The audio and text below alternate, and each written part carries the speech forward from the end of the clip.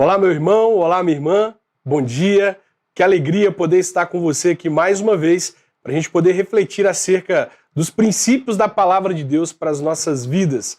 Eu sou o evangelista Júnior Meireles, eu atuo aqui na Igreja Presbiteriana de Pinheiros, no Centro de Aconselhamento Pastoral. Eu também sou criador da campanha Namoro com Propósito, uma mobilização que visa edificar os jovens com princípios sobre namoro, noivado e casamento, e apresento aqui na IPPTV o programa Namoro com Propósito toda sexta às 19 horas. E estou falando isso porque hoje eu quero compartilhar uma palavra muito interessante que Deus colocou no meu coração acerca das características de um homem que as mulheres deveriam buscar, as mulheres cristãs deveriam buscar para se relacionar. Características essas que deveriam estar no topo da lista de oração das mulheres cristãs do nosso tempo. Eu gostaria de falar com você que é pai, que é mãe, que está nos assistindo, e levar você a refletir sobre o que vai acontecer quando chegar o momento de sua filha desejar começar um relacionamento e ela já ter maturidade, estar preparada para lidar com isso e lhe aparecer alguns pretendentes. Como é que você vai orientar biblicamente a sua filha a escolher o pretendente certo, o homem com que ela vai passar todo o resto de sua vida? É muito importante nós pais, principalmente nós homens, compreendermos que Deus nos deu a tarefa de cuidar do coração de nossas filhas, de cuidar da alma das nossas filhas, de orientá-las, também dos nossos filhos, mas hoje de modo mais específico estamos falando das filhas, sobre como escolher o marido para poder se casar, e essa tarefa cabe ao pai, cuidar do coração, zelar pelo coração da filha e ajudá-la a tomar a decisão nessa área tão importante da vida. E você, moça, que está me acompanhando? Talvez você já está na fase de pensar em ter um relacionamento amoroso, de encontrar alguém. Eu preciso te perguntar, como é que você vai orientar a sua escolha? A sua decisão será tomada com base em quê? É importante nós refletirmos sobre isso, porque hoje existem muitas vozes tentando nos orientar nessa escolha importante. Existem muitas pessoas tentando nos influenciar na escolha da pessoa com quem a gente vai se relacionar, na escolha da pessoa com quem a gente pretende se casar.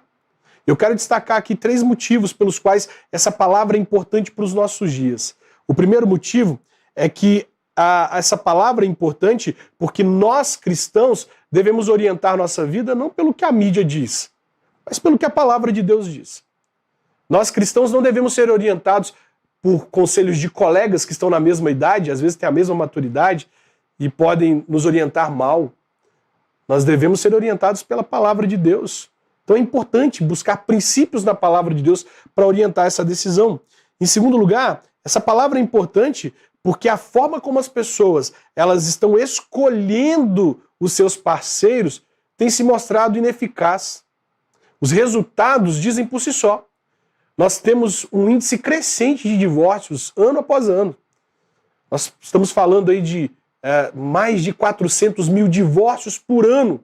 Isso evidencia que as pessoas não estão escolhendo corretamente a pessoa com quem vão trilhar uma longa jornada, uma viagem a 2 por muito tempo.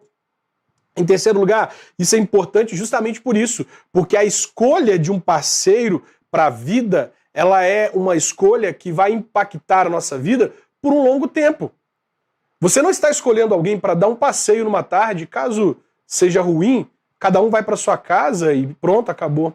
Você está escolhendo uma pessoa que vai entrar na sua vida e que vai seguir essa vida com você por um longo tempo.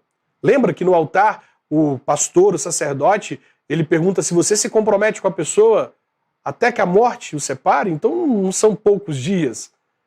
É enquanto a nossa vida durar nessa terra. Isso tem um aspecto positivo e um aspecto negativo. Obviamente, se você escolher bem, você vai ser feliz.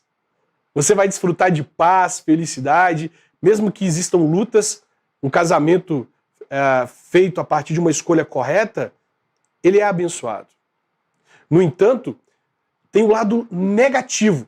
E se você escolher de forma errada, é possível que você amargue um casamento ruim por muito tempo. Ou que você decida se divorciar. Mas eu quero te dizer que, inevitavelmente, decidindo seguir em um casamento ruim, ou se divorciando, a escolha da pessoa com quem você vai se casar é uma escolha que vai te acompanhar pelo resto da vida, ainda que você se separe dessa pessoa, as marcas, as lembranças, cicatrizes vão te acompanhar pelo resto da vida. Por isso é muito importante pensarmos sobre o que deve direcionar a nossa escolha da pessoa com quem nós nos relacionaremos e conviveremos por toda a nossa vida. É isso que eu quero abordar hoje. Eu quero tratar acerca de princípios, características, marcas que fazem de um homem um bom pretendente para sua filha, um bom pretendente para você que está na fase de escolher um relacionamento. E para isso eu quero refletir com você no Salmo 112, e esse salmo ele é precioso porque ele fala sobre as características de um homem piedoso, portanto um homem digno de ter um relacionamento, um homem digno de você buscar pela sua vida, um homem digno de suas orações.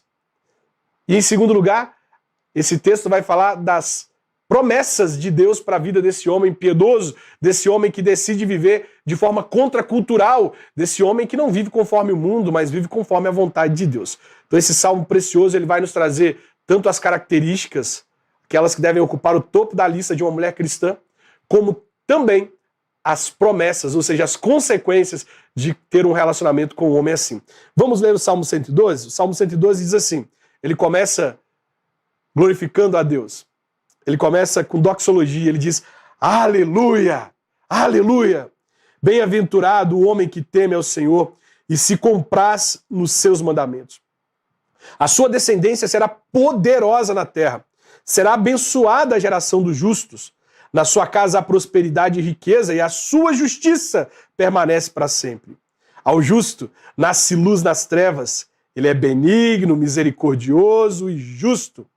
Ditoso o homem que se compadece e empresta, ele defenderá a sua causa em juízo.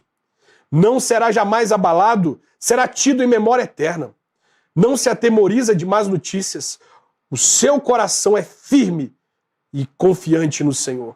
O seu coração bem firmado não teme, até ver cumprido nos seus adversários o seu desejo. Distribui, dá aos pobres a sua justiça, permanece para sempre e o seu poder será exaltado em glória. O perverso vê isso e se enraivece, range os dentes e se consome. O desejo dos perversos perecerá. Que salmo lindo! Que coisa linda é ler nas Escrituras uma descrição tão poderosa acerca de uma pessoa que decide viver de acordo com a vontade de Deus, que destaca essas características que você, homem que está me assistindo, deve buscar para a sua vida, você deve orar por isso. Se por acaso você decidiu assistir para poder saber quais são as características desse homem que a mulher deve buscar, é importante que você entenda que você deve se tornar o homem que nós veremos aqui. Que você deve buscar diante de Deus, ajoelhar-se na presença de Deus e falar, Senhor, eu quero ser esse homem que te teme, eu quero ser esse homem que obedece os seus mandamentos, eu quero ser esse homem que tem essas características e que será abençoado com promessas tão poderosas como as descritas nesse salmo. Nós vamos refletir aqui sobre a primeira coisa que deve chamar a nossa atenção nesse texto. E a primeira coisa que eu destaco é que o texto começa dizendo que bem-aventurado é o homem. O que significa ser bem-aventurado? Ser bem-aventurado significa ser muito abençoado. Um homem, conforme descrito aqui, por causa das características que ele tem, por causa do comportamento dele, ele é muito abençoado. Ele não é só abençoado, ele é muito abençoado. Ele é bem-aventurado. A palavra hebraica aqui para bem-aventurado é asher. E essa palavra significa alguém que tem plenitude de felicidade, plenitude de bênção, plenitude de alegria. E toda essa plenitude vem acompanhada de um relacionamento com Deus. Não é uma alegria que você tem nas coisas, não é uma alegria que você tem e passa, é uma alegria que você tem e ela é plena e ela não passa porque ela é fruto de um relacionamento com Deus. Ela é fruto de uma vida íntima com Deus. Então é muito importante nós considerarmos que esse homem que teme a Deus, ele é muito abençoado, ele é bem-aventurado. Portanto, é muito importante a gente olhar para esse texto e observar que além do texto dizer que ele é bem-aventurado, que ele é muito abençoado, o texto começa a nos dizer por que que ele é bem-aventurado? Por que que ele é muito abençoado? E aí ele passa a tratar sobre qualidades desse homem, que nós vamos chamar de características, aquelas características que você deve buscar nesse homem, que faz dele ser esse homem bem-aventurado. E essas características são justamente o seu GPS para escolher um homem de acordo com a vontade de Deus. Essas características que o Salmo indica, ela deve conduzir a sua escolha, ela deve nortear a sua decisão de começar um relacionamento com alguém. É com base nelas que você deve decidir escolher alguém para um relacionamento ou descartar a possibilidade de um relacionamento com essa pessoa, tá? A primeira característica que salta aos meus olhos desse homem é que ele teme a Deus. Esse homem teme a Deus. Olha o verso 1, ele começa, aleluia, bem-aventurado o homem que teme ao Senhor. Essa expressão temer, ela não indica medo, pavor, alguma coisa que traz angústia, ela indica uma profunda reverência a Deus. Ele é um homem que teme a Deus no sentido de reverenciar, de ter cuidado, de amar a Deus, de modo que ele não vai pecar contra Deus por causa desse temor. Então a palavra temer a Deus aqui, ela está indicando esse homem que manifesta o seu amor por Deus por meio do cuidado, por meio da honra, por meio do respeito. E é muito importante para uma mulher nos nossos dias escolher um homem assim, um homem que teme a Deus. Por que isso é importante? Porque quando o homem teme a Deus, ele decide viver sua vida para honrar o Senhor. Ele decide viver a sua vida para agradar a Deus. Ele decide viver a sua vida para glorificar o Senhor. E todas as atitudes desse homem para glorificar a Deus, para honrar o Senhor, ela traz um impacto extremamente positivo para os seus relacionamentos. Eu quero dizer para você, moça que está me assistindo, você não deve se preocupar em ser a segunda na vida de um homem que tem Deus como primeiro. Você não deve se preocupar com isso. A melhor coisa que você deve fazer é orar para que Deus seja o primeiro na vida do homem com quem você vai se casar e você seja a segunda na vida desse homem. Porque um homem que teme a Deus, ele ama a sua esposa de modo adequado. Um homem que teme a Deus, ele é fiel. Um homem que teme a Deus, ele honra. Quando nós olhamos para Gênesis capítulo 39, nós percebemos que José, ele é tentado pela mulher de Potifar. E ele poderia deixar de atender aos desejos daquela mulher porque ele amava o seu patrão, porque o seu patrão cuidava muito bem dele, zelava por ele, fez ele prosperar dentro da casa dele. Mas José diz que ele não tocaria naquela mulher porque não poderia pecar contra Deus. Ou seja, o temor de José por Deus impactou o relacionamento de José com o seu Senhor, de modo que o temor de um homem a Deus vai impactar positivamente o relacionamento entre vocês. Então busque para a sua vida alguém que teme a Deus. Em segundo lugar, a característica que salta aos meus olhos é que esse homem que, além de temer a Deus, ele também obedece os seus mandamentos. O verso 1, ele acrescenta, ele diz que bem-aventurado o homem que teme ao Senhor e se compraz nos seus mandamentos.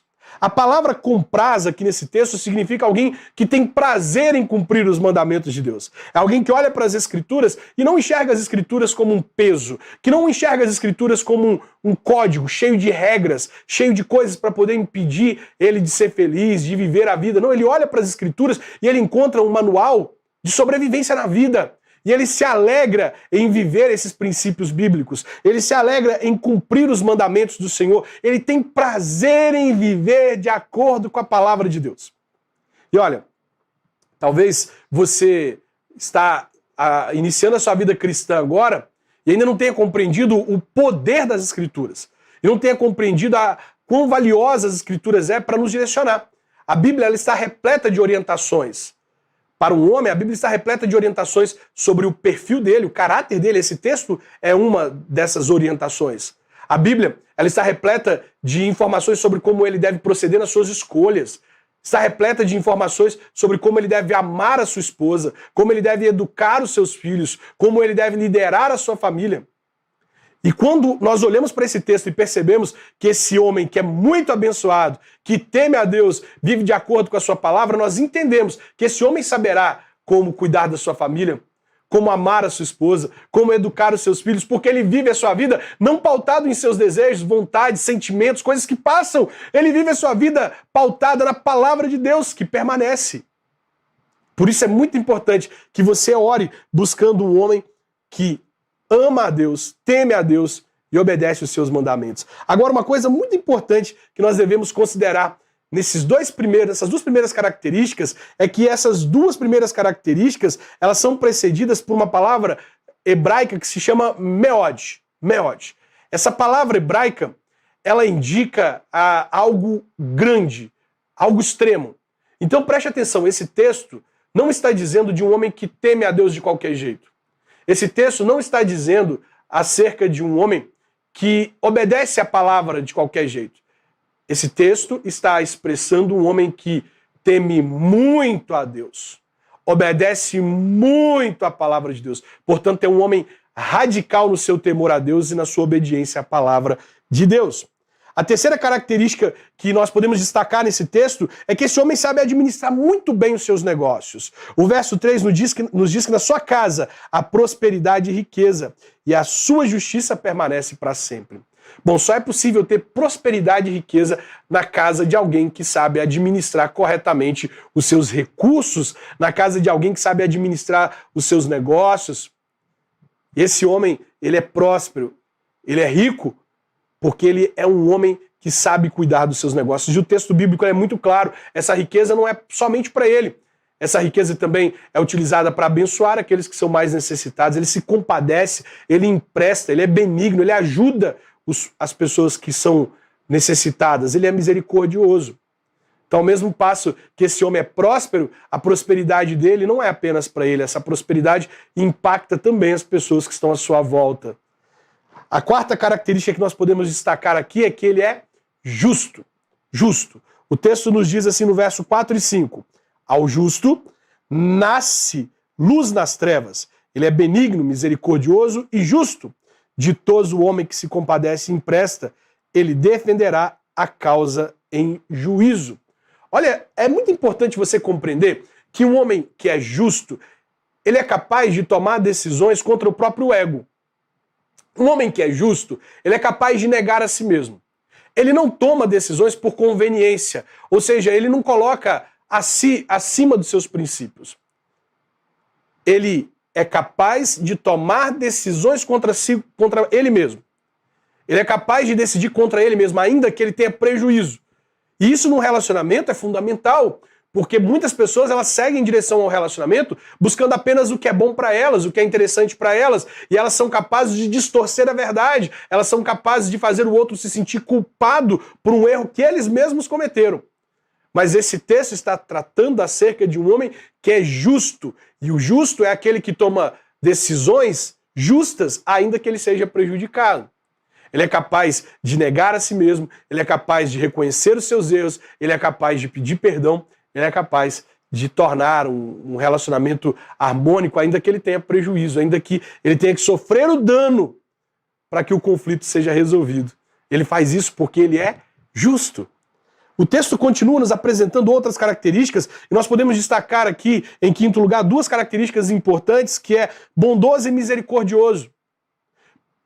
Se uma pessoa precisa ser justa para tomar decisões contra ela mesma, quando ela erra, e não ficar tentando se justificar, e não ficar tentando culpar o outro, é necessário para um relacionamento que a pessoa também seja misericordiosa, para compreender que o outro, ele falha, para compreender que o outro é limitado, para compreender que o outro erra. Porque muitas vezes as pessoas vão em direção ao relacionamento com expectativas exageradas em relação aos seus parceiros, e elas não são capazes de admitir que o outro é passível de erro. E muitas vezes ela espera que o outro faça coisas que ele não pode fazer. E muitas vezes ela exige coisas do outro que o outro não tem capacidade de fazer.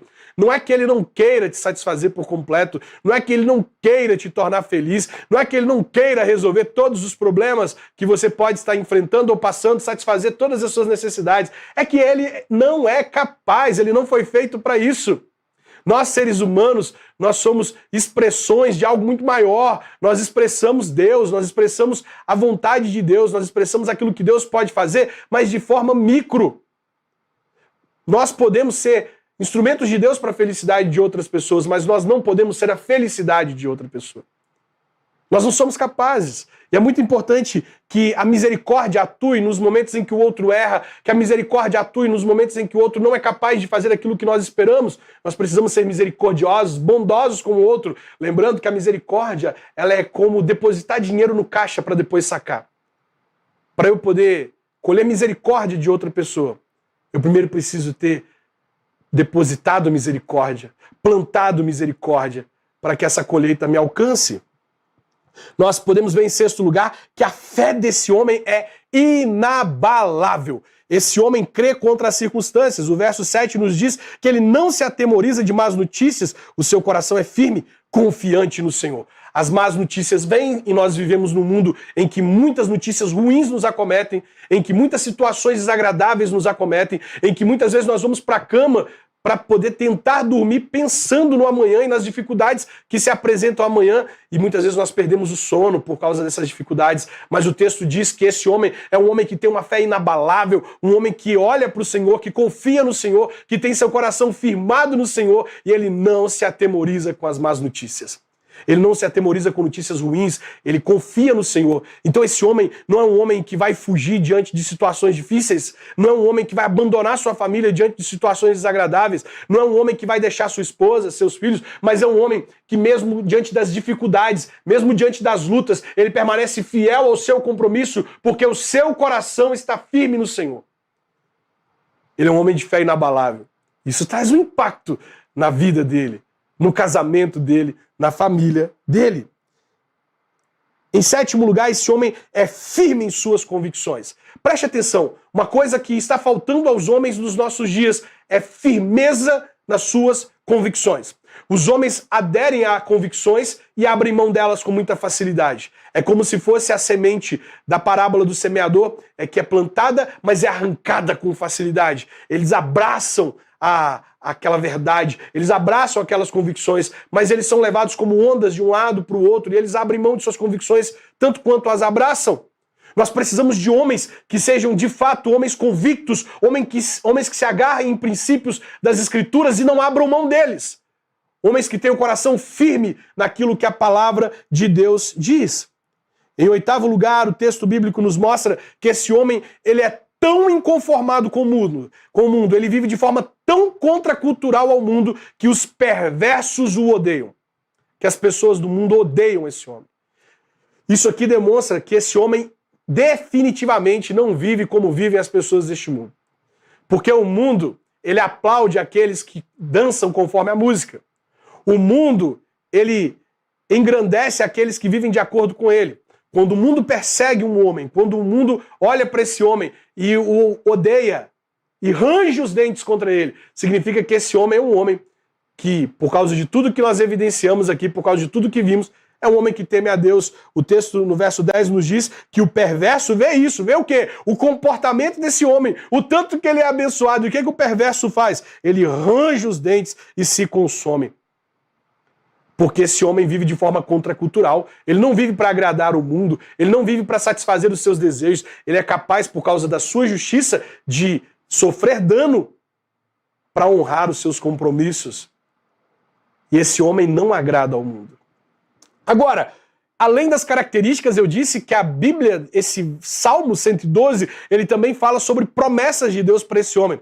E preste atenção, se você escolher um homem de acordo com as características descritas no Salmo 112, você também será abençoado assim. Você também desfrutará dessas bênçãos. Mas se você escolher errado, você também vai desfrutar de grandes dificuldades. Veja como esse homem é abençoado. O verso de número 2 diz que a sua descendência será poderosa na terra. Aleluia! Glória a Deus! O verso 2 também diz que a geração do justo será abençoada, poderosa, abençoada. O verso 3 diz que prosperidade e riqueza estarão em sua casa. O verso 3 e o verso 9 diz que a justiça permanece para sempre nele. O verso de número 4 diz que nas trevas nasce luz para o justo.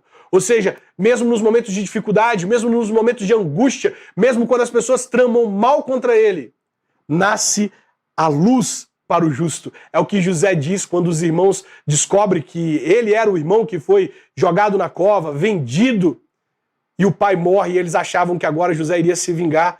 José diz para ele, olha, vocês intentaram o mal contra mim, vocês me fizeram muito mal, mas Deus transformou o mal que vocês fizeram em bênção. Aleluia! O Salmo também diz no verso 6 que esse homem jamais será abalado. O verso 6 também diz que ele será lembrado eternamente, por memória eterna, ou seja, esse homem será salvo. E por último diz que esse homem é exaltado em honra, Deus engrandecerá esse homem. Louvado seja Deus por isso. Veja como é importante nós olharmos para as Escrituras para poder orientar a nossa decisão, a nossa escolha, a nossa vida. Nós não podemos viver orientados com os princípios desse mundo, de acordo com o que o mundo diz, o que o influenciador da internet diz. Nós devemos viver de acordo com o que a palavra de Deus diz, porque ela nos tem orientações importantes, coisas que podem nos guiar nas direções mais comuns da nossa vida e em decisões como essa, que vão impactar a nossa vida em muitos aspectos. Por isso, mulher, você que está me assistindo, ore por um homem que tenha características como essa, descrita no Salmo 112. Homem, você que está me assistindo, peça a Deus que você se torne esse homem. Pai, este é o homem a quem você deve entregar a sua filha no altar. Este é o homem que você deve confiar o coração da sua filha. E você precisa orientar a sua filha a escolher um homem como esse, que teme a Deus, que obedece os seus mandamentos, que é justo, que é benigno, que é próspero por causa de saber administrar os seus negócios, que empresta, um homem que vive de acordo com a vontade de Deus. Louvado seja Deus por isso. Louvado seja Deus. Eu quero ler aqui alguns comentários. Nós temos a Débora Lima pedindo oração pelos filhos e pelo esposo. Nós temos o Romildo, a Mariúcha, temos também a Maria, a paz do Senhor Jesus Cristo, Dinorá, várias pessoas aqui deixando seus comentários, o Jorge Gonçalves, a Delva, Margarete, a Celeste pedindo oração pela vida espiritual do filho Gustavo, nós temos a Karina Brandão, a Aline, o Ricardo Raias, um jornalista que nos acompanha sempre vejo ele por aqui, temos a Teodora, Joselma, Álvaro, Vanessa, Ricardo, temos o Júlio Pontes, várias pessoas nos acompanhando, fazendo seus pedidos de oração. Nós vamos orar por isso, vamos orar pelos pedidos aqui colocados, orar também pelas pessoas que estão nessa fase de tomar a decisão de escolher uma pessoa para se relacionar, para os homens que estão aí nesse momento da vida em que o caráter é formado, pedindo a Deus que o caráter dele seja formado de acordo com a palavra de Deus. Vamos orar? Vamos falar com o Senhor. Pai amado, nós te louvamos por essa manhã. Nós queremos dizer como o salmista que disse, aleluia, aleluia, louvado seja o nome do Senhor. Obrigado, Deus, porque o Senhor tem nos cercado de ricas bênçãos. Obrigado porque o Senhor tem cuidado das nossas vidas. Obrigado porque o Senhor é um Deus presente, um Deus que nos ama, que nos exorta, que nos incentiva a viver conforme a sua vontade.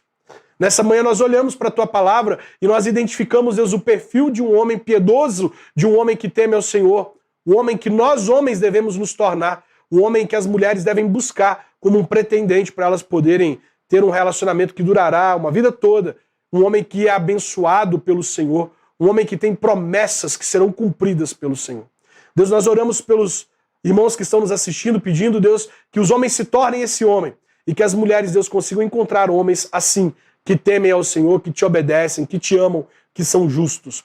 Nós oramos pelos pedidos colocados aqui no chat, Deus, pessoas que estão pedindo pelos seus filhos, por suas vidas, por seus esposos, por suas esposas. Pedimos ao Senhor que a sua boa mão esteja estendida sobre essas casas, dando a eles, Deus, a graça de viverem tudo aquilo que a vontade do Senhor tem para a vida deles, Pai. Que o Senhor possa salvar aqueles que precisam ser salvos, libertar os que precisam ser libertos e preparar aqueles que estão nessa fase, Deus, tão importante da vida, rumo ao casamento, Pai. Nós oramos assim em nome de Jesus. Meu querido, minha querida, eu te agradeço por você ter me acompanhado até aqui.